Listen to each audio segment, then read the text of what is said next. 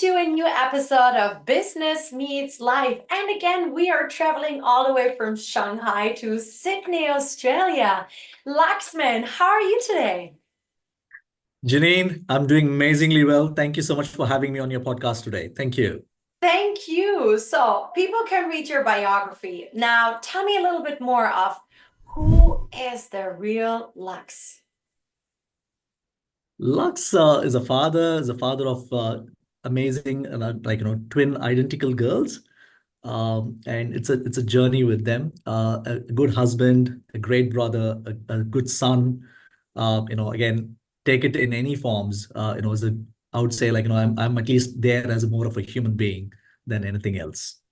Wow, I love That's the human interface. identical twins. That's amazing. How old are your girls now? Five. Both of them are five, and yeah, they just keep daddy busy all the time. And I love their conversations. Yeah, that's what I love the most, Janine. Well, so you own your own company, right? And like, how do you manage being a dad and running your own company?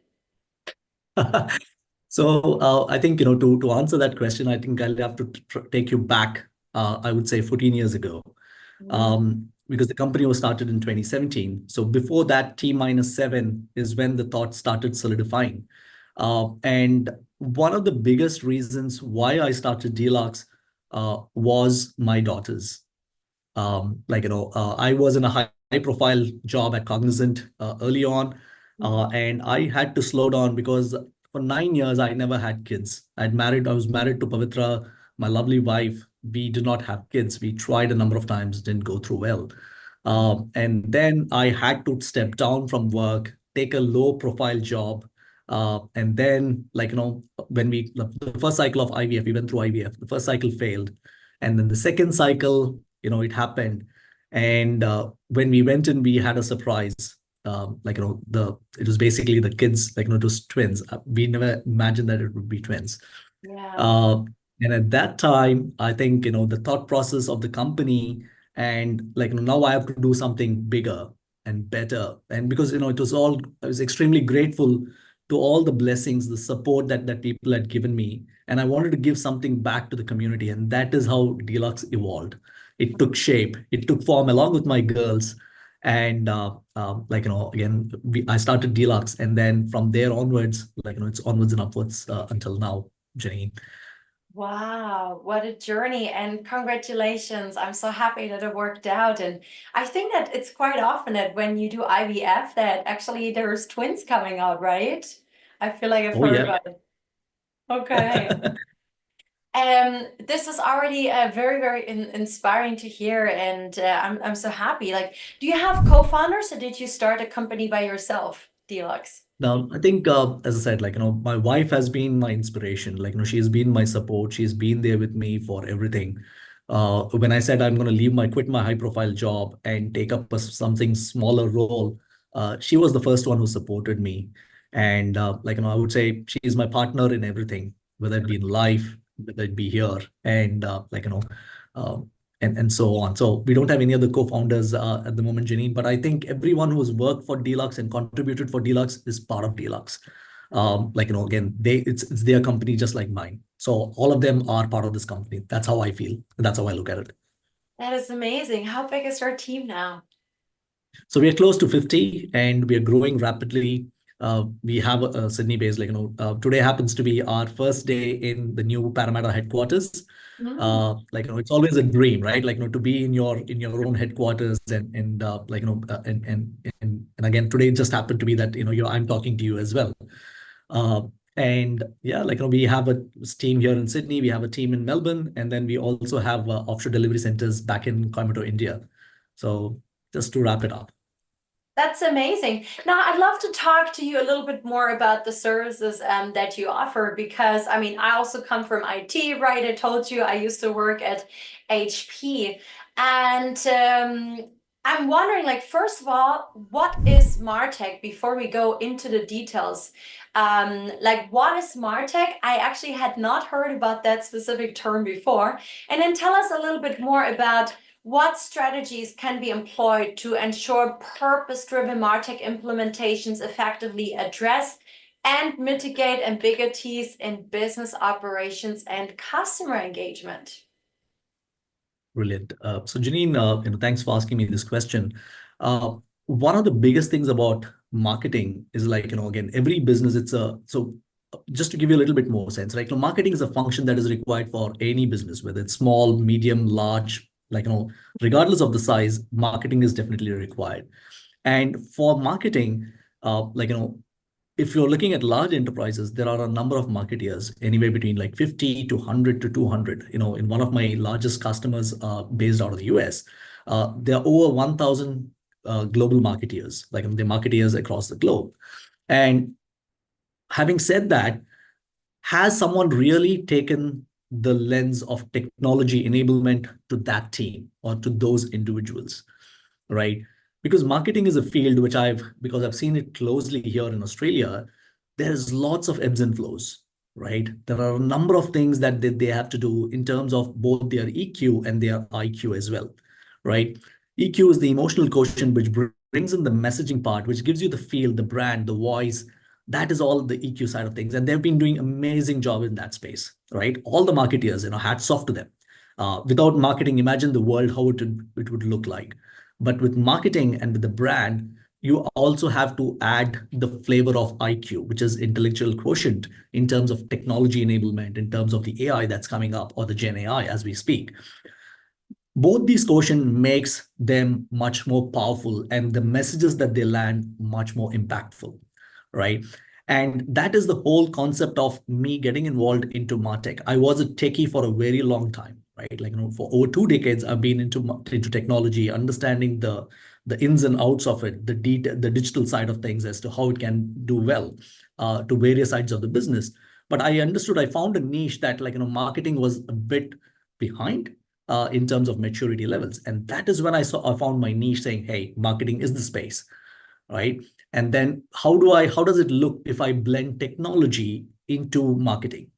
How can I improve the productivity there? How can I make people's life much easier in marketing? Again, with the lens of what can I do better for this team? With that sense is how I started getting into more involved with marketing and marketing technologies. And then, with more research, I realized based on the US research and reports that MarTech is something that is extremely niche and something that's really helpful. So that's the purpose. From a strategy perspective, I think all organizations need to enable their marketing teams. They're doing it, right? Though it has been I would say slightly slow, or I would say slightly behind. But I think they are all catching up, whether it be the likes of large enterprise brands, whether it's small startups, small medium businesses, they all are doing extremely well in that space. And for me and for my company, the primary goal is to help support that transformation. How can we do it better? How can we bring the experts? How can we bring that as an advisory and give that services back to those marketeers to make their brand, their voice felt much more higher and with a lot more impact? So that is on that. From a strategy perspective, I think people should look at how do you enable your teams as part of your innovation and adaptability. And that is where we come into the picture. From an operational and from a customer experience perspective, what will delight the customers? What will make someone feel attached to the brand? Now, it's like, imagine if I can talk to all the people that I can with warmth, with love and affection, right? With a lot of energy, enthusiasm, right? That is what customers want today, right? And if technology can do that, why not? That is super, super interesting. And talking about if I could talk to everybody with love and affection, I mean, you and I have known each other now for 16 minutes. And I really felt like from the start, this kind of connection, and I can see, although you said, yeah, I was that techie, right? And the IQ part, you seem to be very high on EQ as well. So I would definitely have a good feeling in hiring your company when it comes to that. Thank you, Judy. Now, as I told you, like I used to work for HP. That's how my journey, my career actually had started. Also come from IT. I know that HP is one of your biggest customers, but you're all the way in Australia. Like, how did you make it happen to get like a big giant like HP? And who are your other customers? I don't know if you're allowed to talk about it. Give us some numbers, a bit of background, and how can also other people achieve that? So, Janine, absolutely. HP is one of our biggest customers, and I'm so grateful for the opportunity that they've given us to work and help their marketing teams, not just here but globally. And we were engaged in this project a couple of years ago, and we've been working extremely closely with all those teams. And I should thank my partner ecosystem for taking us to the client as well. So that is really grateful to them too. From our other clientele perspective, we have got across the globe, we've got 15 plus customers who are large enterprises, and we work with a number of small medium businesses as well. And as we grow, what we have realized is, as I said, the same thing, right? The passion, understanding of marketing as a business, as a function, and how we can complement marketing with technology to amplify it, right? It's as simple as saying 1 + 1 = 5, right? That is what Deluxe wants to do and replicate that success, where we have seen customers across the front in terms of retail giants here in Australia to media giants to going into US with my other clients as well. Again, as I said, there's a number of things that we have been doing in this space. Understanding the real needs, the crux of what the customer wants. What is it that marketers need today? Even thinking about them and thinking 4 steps ahead for them is what Deluxe is doing at the moment. And very soon you will start seeing those offshoots to say resulting in betterment for the marketeers across the globe for across other customers as well. Yeah. So, I mean, we all have learned this about the needs and the passion and so on, but I also heard another keyword from you, partner ecosystem. So it basically meant that one part of your success is that you have built up this partner ecosystem. Is that right? Could you elaborate this a bit more? Absolutely, Janine. As I said, every company requires a partner in this ecosystem, right? Let's take, say, whether it's our partnership with Adobe, whether it is our partnership with companies like Salesforce, whether it's our partnerships with other ecosystems, and understanding all of these, and that is all broadly driven by our partnerships, like the relationship that I hold with each of these companies, the individuals of these companies, and how we collaborate together, right? Bringing in that energy, bringing in that enthusiasm, and then ensuring that we deliver what's right for our customers through that partner ecosystem. And one thing that I can say is all my partners have the same mindset, the same vision, right? To do better. And I think that is where we sync extremely, like the wavelength matches, I would say, it is at that abundance frequency. Mhm. And that is why we are able to resonate extremely powerful with all our customers that we have today. Yeah, thanks for that. Now let's talk about AI. I mean, it's a trend. Everybody talks about it. I've recently taken a couple of months of AI marketing as a training myself. That's where I met your wonderful colleague Sean as well, who connected us. And at the same time, now that I have all this new knowledge on AI and also how I can incorporate it in my podcast business, in marketing and so many different things, I still look around and I see whether these are entrepreneurs, freelancers, small, medium businesses, but especially also the bigger giants. They're not really leveraging it. And being German, I understand that there's a lot of risks with security and data and so on. What would be your advice, or what do you need, like the listeners to know? Because we have executives here, we have entrepreneurs listening from all different kinds of industries and companies. What do they need to know when it comes to now Gen AI or AI in general? Because you're the expert. Oh, thank you. Thank you, Jenny. It's a brilliant question as well. So in terms of AI, I think, AI has been there, has been evolving, or I think has been there in the market for a very long time, right? And now the phase that we are going into is more generative AI. Let's take ChatGPT as an example. And I'm going to give you and the rest of the folks an example here as well. Marketing writes a lot of brief. When you're talking about a campaign, when you're talking about tasks, when you're doing everything is attached to a brief, right? And if you look at it from a productivity perspective, every campaign manager or campaign channel campaign lead have to spend a lot of time writing these briefs manually, right? And the leverage, so the biggest advantage is, say, for example, if we can leverage something like a chat GPT as an AI tool to write my briefs, right? That is extremely powerful, which means I'm giving back time to my customers, right? Again, Yeah. I would use the language freedom within the framework. The framework should be there in terms of security, all of that stuff.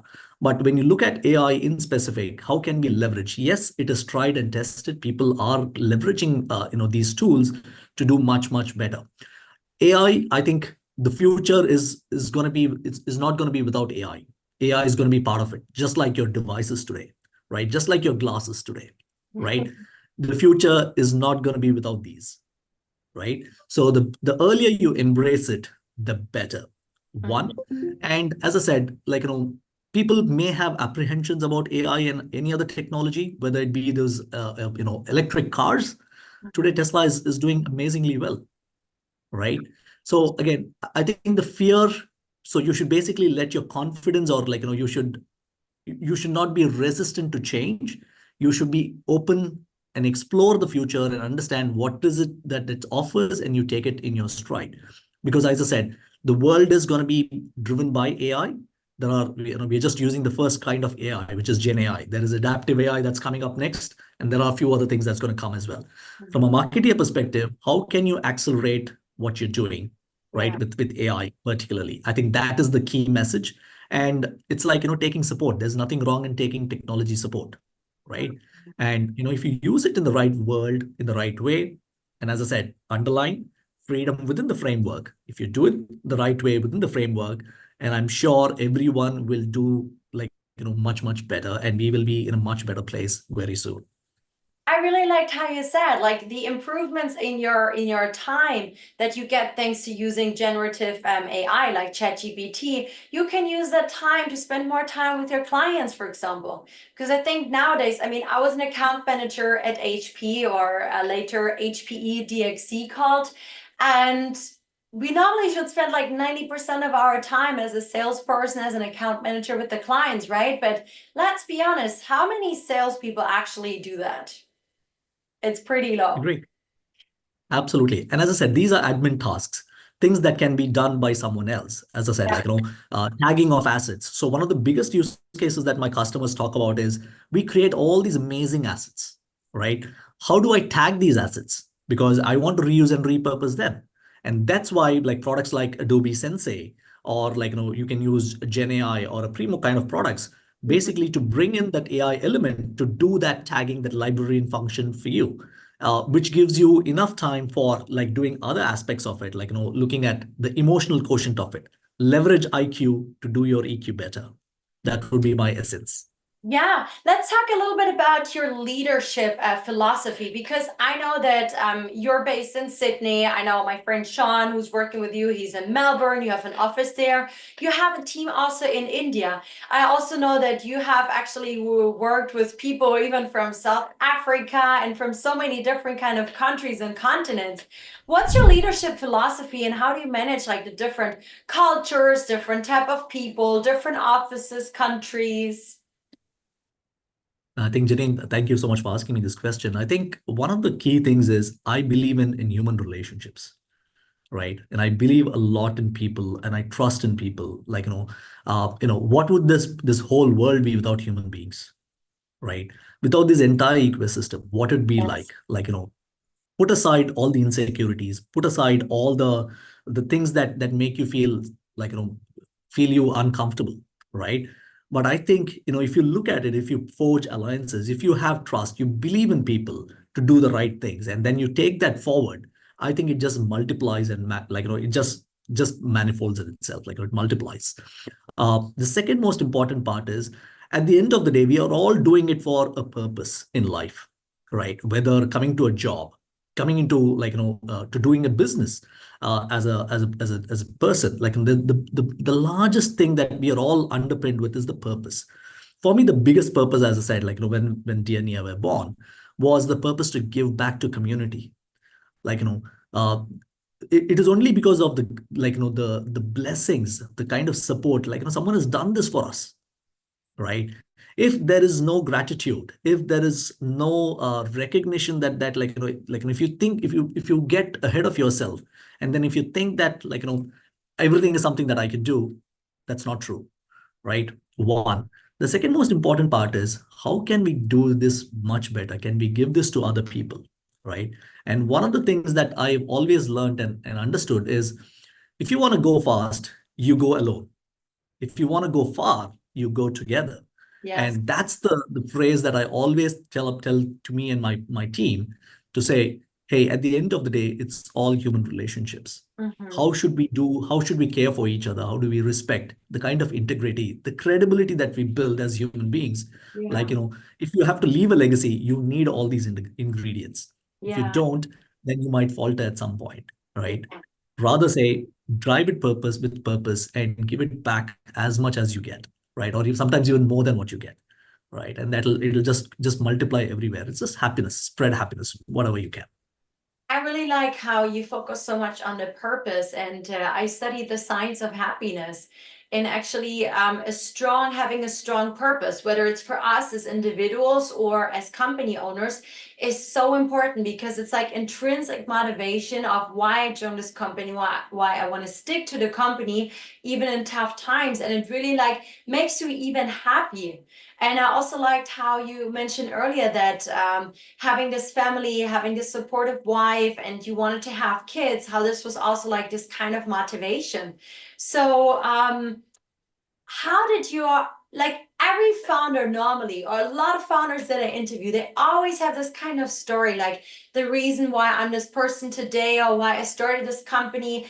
Something got triggered, comes back from childhood, from their upbringing. So how has your upbringing shaped of who you are today, or why you're doing what you're doing? Or why, for example, the purpose is you want to give back to communities. I mean, for other people, this wouldn't be important. Absolutely. And I think it's a fascinating question. I just have to go back to when I was a 12-year-old kid. My Mhm. first business, as a first entrepreneurial adventure, was running a children's library at the age of 13. Oh, I used to be given a lot of books by my family. I used to read a lot of comics, a lot of, whether it's Archie's, Tinkle Digest. I can keep telling you so many things, like novels, books. And after a while, it started just accumulating there, because I'd read those books. I just stacked them in my shelves. And then I realized, how do I monetize this? Right. The second one is, you need to dust it out at some point, right? You got to keep dusting it. It's maintenance involved. So the best way is to share, right? And if you give it for free, people wouldn't return it back, right? Because you still are a little bit possessive about getting those books back, because they're precious. It's gifted by someone for your birthday, or for some important event. So, yes. and you realize that, and then I said, okay, let's put a minimum fee. 10% of that book's cost is what we take as a rental. You can read it, return it back. I used to maintain a small ledger, and I did all of this when I was 13 years old, not knowing the EBITs, or a profit and loss, or none of this. Operations, invoicing, none of this. With a small membership fee of 20 bucks, I wouldn't even say it is. I would say 20 cents, in the US currency. So 20 cents, you could get a membership, and then you pay 1 or 2 cents for every time you read a book, and then you bring it back. So that made a culture in terms of understanding how people behave, how people things do. And there were some amazing friends I built out of that. And it was all about knowledge. And then whenever there was a new book, people would go and suggest that, Lux, can you buy these books? And I would buy those books, and then with that money that I generated, I would buy those books and put them back into the library. And that's when it started. Maybe I think that was the first time I got the feel of how do I monetize things, not even knowing the Yes. word monetize back then. And I think that journey was there, that fire was there, that inspiration was there. And what I've learned over the period is as I said, you do it for a common purpose, Mhm. for something larger than life. Automatically, things start happening. And with Deluxe is exactly the same. I think I've seen so many people being tired of taking their resumes, and one of the biggest things I have heard or I've seen is like, your experience doesn't matter after a while, right? What am I going to do with this knowledge? What am I going to do with all that I've done? Am I giving it back, or am I just monetizing it and not doing much with it? Right? And that's when I think, the fact that, we have to give it back to the younger generation. We got to make them part of this digital economy. I'm hearing so many things, Janine. We hear about this across the globe, right? The world can be a much, much better, calm, better place. It can be much more calmer, much more peaceful, right? Everyone can have a lovely life. And I think, the superpowers that we have above all of us, Yeah. the cosmic, the power, the superpower that is there, it gives us the ability to be friends or be nice to everyone. It is there, but we don't think of it that way, or we don't perceive it that way. And I think we have to change those dynamics, and we have to bring everyone to mainstream as many people as we can. Whether in terms of poverty, we can see so many things that's happening, which we are we don't want to even think about, like, but if we don't do anything about it, who's going to do it? Yeah. Right. Right? And we have this gift of this life. We got Mhm. to do something bigger, something better for all of us, and we can do it. We, only thing is, you'll have to make up your mind. The mindset should be there, and I think it is with extreme conviction that we got to do what we got to do, right? And I don't think there is an excuse that anyone can say, or anyone should take from not doing it or being away from it. So I would humbly request everyone who's listening to this podcast, to you, through you, to all the various people, that we all can make a difference. The smallest thing is the first step.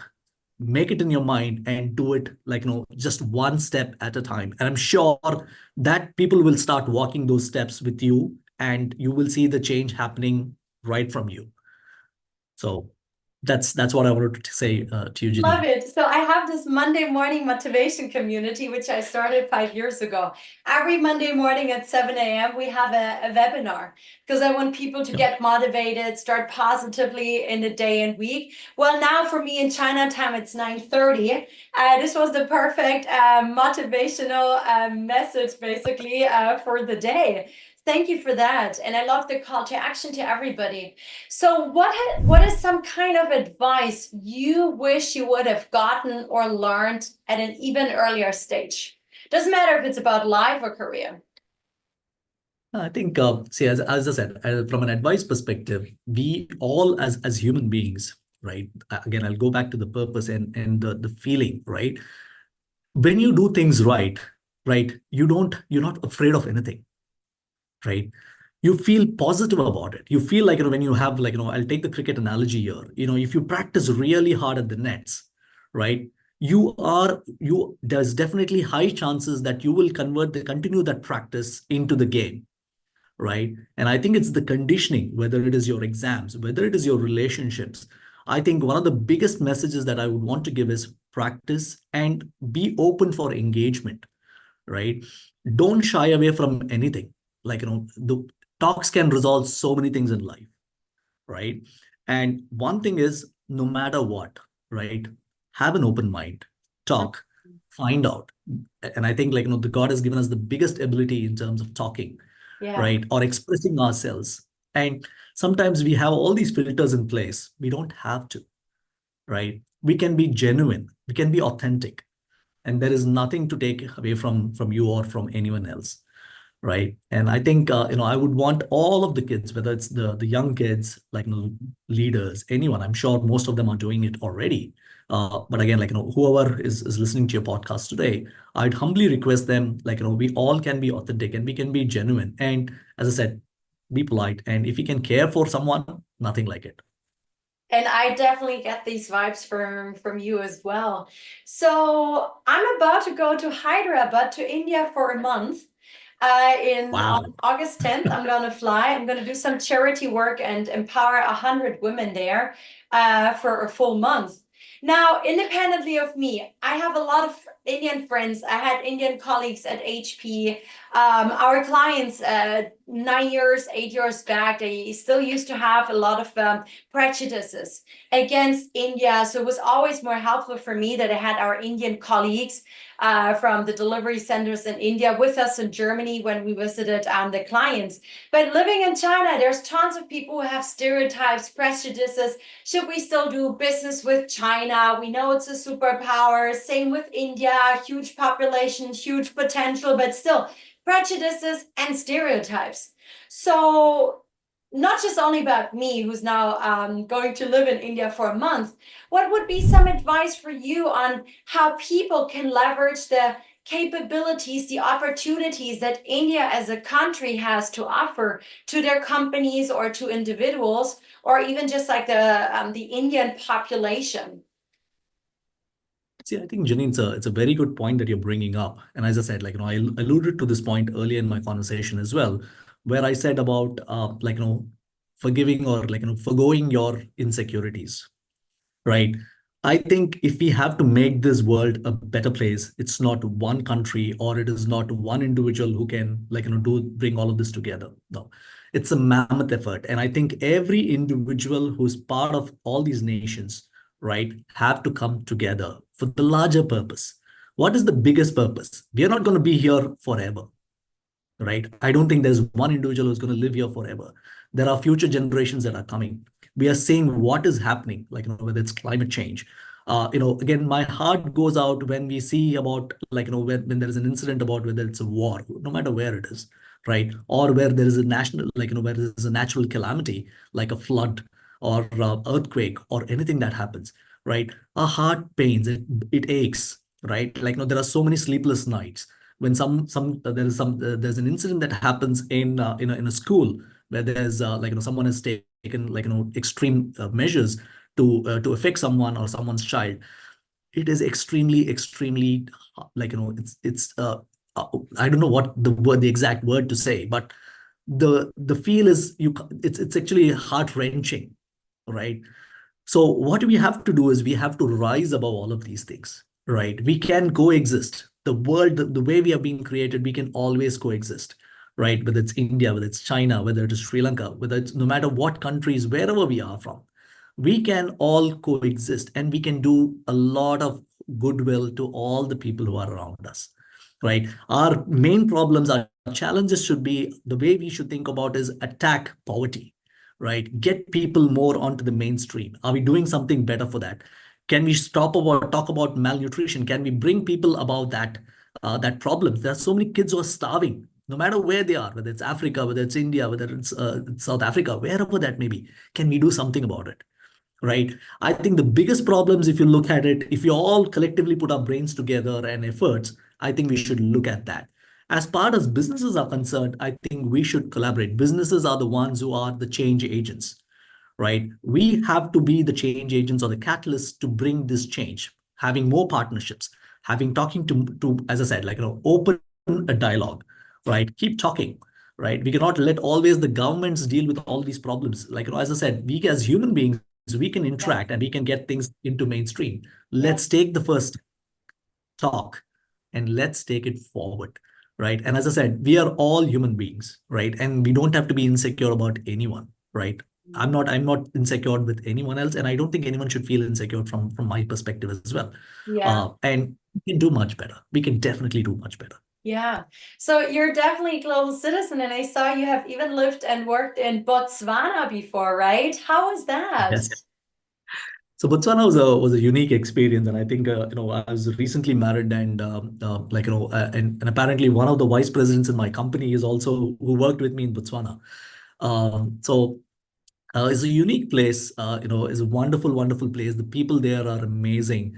And one of the opportunities was to implement an insurance system in Botswana. And at that time when I was there, I had gone in as a developer or a project manager, if I remember it right. And that is how I, worked very closely with that wonderful community. And I saw a lot of lovely, lovely things, whether it be the Kasane, whether it be the diamond mining places within Botswana, the amazing people. And I've got amazing memories from that place, from the work culture. And some of them are really very good friends as of day to day. We share happy birthday messages with each other, whether it be on LinkedIn, whether it be on WhatsApp. And it's an amazing place. And as I said, a great opportunity. And I would say, people who have not visited Kasane or haven't seen the sunset with the elephant walk across the river, huge place for people to visit and have some fun as well. Good to know. What do you think makes you more successful than other people? I think it is the ability to think out of the box. Mm. And I don't think as there is no competition in my world. It is always about collaboration, Mhm. right? The moment I think I'm insecure, the moment I think I'm competitive, that is when you just get muddied, or your thoughts get muddled up, at the lower level. But elevate yourself, right? Always look what would you do if you are a leader of an organization or a leader of the country? What would you do? You got to do things differently, right? And I'm not going to be fighting for everything here, right? Instead, I would rather say, come walk along with the path with me. Let's go together. Let's go get this done, dusted.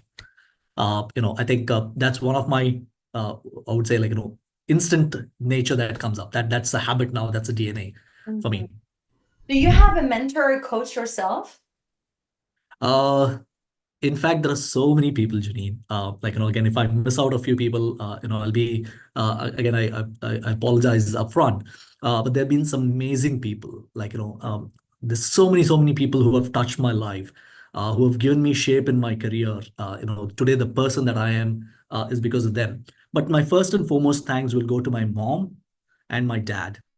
Though humble beginnings, at a very young stage, one thing that they instilled in me is never give up. One.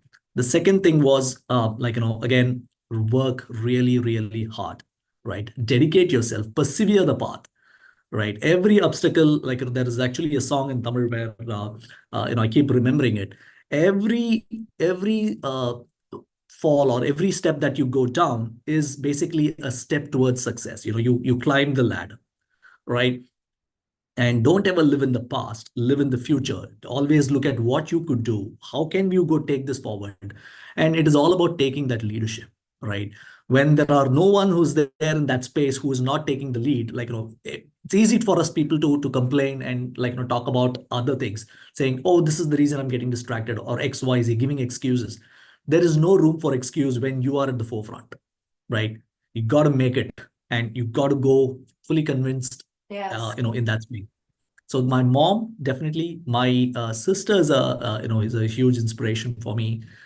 She's got this never give up attitude as well, and she's extremely bold. My father as well. And important people from a career perspective is I would say Sukumar is the ex-CIO of Cognizant, John Bergen that I can think of, Nick Chapman, Andrew Hicks, Brad from, who's the CEO of Woolworths Group here in Australia. There are some inspirational people who I, have basically modeled my thinking and thoughts just based on them as well. And there are so many other people, one of the biggest friends that I have, I would call them friends, my mentor, is Mutindra. Mutindra is one of my very closest friends, and I've worked with him extremely closely. And we all started from humble beginnings. And today, wherever we are, we are still in touch, and we still have the same level of conversations. There's no frills attached. Just because you go up, it doesn't mean you go up. You still get more. You are more grounded rather than just going up, rather than lift off. I love That that. answers your question, Janine. We're slowly wrapping it up. We spoke so much about success, basically. How would you define happiness? What's happiness for you? If we can make everyone happy, Janine, right? Say, for example, it might be a smallest of things. It might be a good morning, right? It might just be saying happy Friday, happy Monday, right? What excites people? What makes people going, right? If we can do that, it's just like buying a candy for a kid, a candy to a kid. Simple as that, right? Various people have got various needs at various stages, Janine, but everyone is looking for I think most of the people are looking for someone to do it for them, right? There are only a few people who can give, right? When you receive, you get happiness. But I think, like, I'm more when I give. When I give more, I'm more happier. If I can make the smallest change in someone's life in a positive way, I think that defines happiness for me. And if I can, like, multiply that manyfold, like, with kindness, with gratitude, and if I can, make so many people happy and like, again, it should all be driven by purpose. If they can do this and replicate this, I think I've done my job and that is what I would define as happiness and my Amazing. conclusion. I love it. Yeah, and also I love to say happy Friday, happy Monday to people. I love your sharings. I think we have a lot in common here. So you've already achieved a lot, and I'm so happy that you have such a supportive wife, and she's your partner in crime and anything, and you have your two lovely 5-year-old twins. You have a successful global company. What's next? What are the next goals or the vision or that you're striving for? So, Janine, one thing which, as I said, like, we are doing this very well here in Australia and in India and in the US. My next expansion plans are in the US, whereby two places that I've identified. One is San Fran and the other one is New York. And again, like, we want to replicate what we have done here, in those countries as well, in those cities, so that we can cover as many people. And then, as I said, like, one day, the biggest ambition that I have is Deluxe going global, right? And Deluxe being one of the companies for Martech. Like, it should be the Google for Martech, right? If you have anything for marketing related or technology, marketing technology related stuff, Deluxe is the place that you have to be. Yes, okay. Last two questions, then I'm gonna let you go. Your time is precious. Now, why have you decided to accept my invitation for this podcast, although we actually did not really know each other yet? See, Janine, that is what makes me different, right? I love to explore, right? And I'm not afraid, even if you ask me to do a bungee jumping, like, I'm not going to prep my mind and, like, not to be worried. Like, I don't have any apprehensions. As I said, like, I love meeting people. I love talking to people. And, like, as I said, like, what I know about you is because I trust Sean quite a lot, right? If someone tells me, like, hey, this person is someone you need to talk to, right? I believe that person is doing that in good faith. And I would say, like, almost 150 times, 150%, it's exactly the same. Like, it's extremely positive, it's Yeah. extremely nice. And as I said, this is a people first company, right? And as I said, like, I didn't find anything, what do I say? There was nothing, no thoughts that came in my mind that I shouldn't be doing this. Rather, more thoughts to say, hey, we should be doing this. How soon can we do this? Right. In fact, we were planning to do this on Friday. And then I realized Friday is like, oh my God, it's Friday today. Like, can't book it on a Friday, just to give you some enough heads up. But as I said, like, on any given day, again, same for you and for the rest of the people, anyone who wants to talk to me, anyone wants to reach out to me, as I said, like, I'm there if they need support in whatever way, shape, or form. And I can do anything to help them out. More than happy to do that. I love it. And this would have been my last question. Do you have any last words to our audience, to our global audience? As I said, like, Janine, first and foremost, a big, big, big shout out for you for organizing this. Thanks for your time. And, for the lovely person that you are, I would love to be, in touch with you for the rest of my life.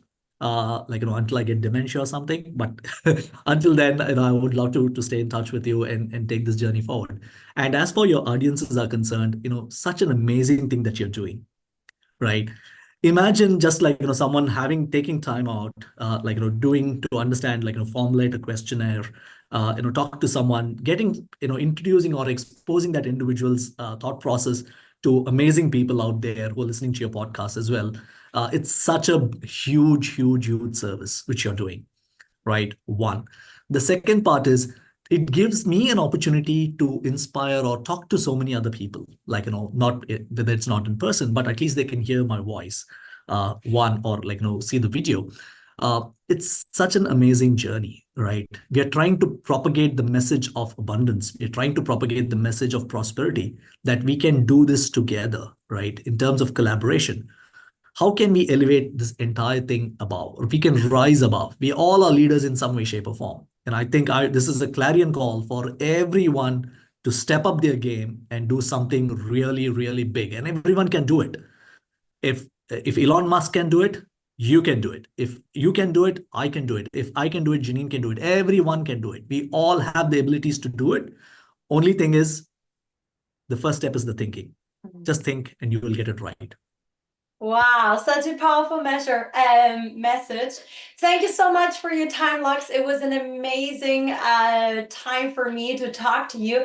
And guys, if you love today's session, Business Meets Life with Luxman Pi, please, sharing is caring. Send it out to your friends, to your colleagues, and share his wonderful words, his motivation, his message, his love to more parts of the world. We all believe in the butterfly effect. And have a good day, guys. Thank you, everyone. Thank you so much. Thank you, Lux.